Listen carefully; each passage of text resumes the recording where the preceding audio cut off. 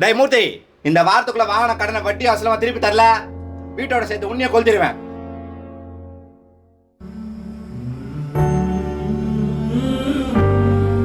கடவுள் மட்டும் என் கையில் கிடைச்சான்னு அவனும்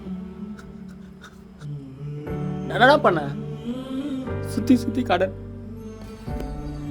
அப்பா வாங்கின கடன்லாம் பிள்ளைங்க தான் அடைக்கணும்னு எவன்டா சொன்னது? ஆ, அப்பா வாங்கினது இல்லடா, நான் வாங்கின கடன்.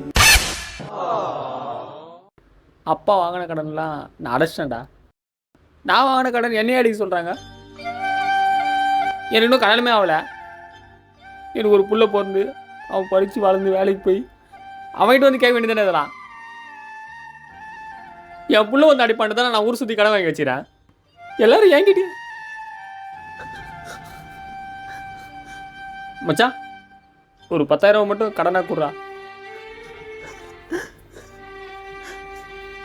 மச்சான் இந்த 10,000 ரூபாய் எப்படா திருப்பி தருவேன்? என் புள்ள வந்து உன் கடனை அடிப்பான்டா. நன்றிடா.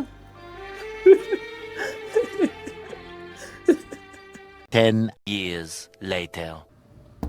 மூர்த்தி, யாரு? எப்படி பாருற? நல்லா இருக்கிறப்பா.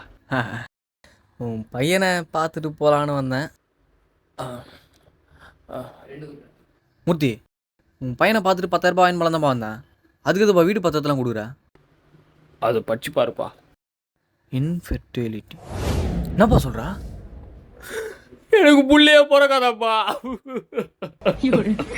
மூர்த்தி, அந்த 10,000 ரூபாய் என் பேரை வந்து கொடுப்பான்ப்பா. பேரனா?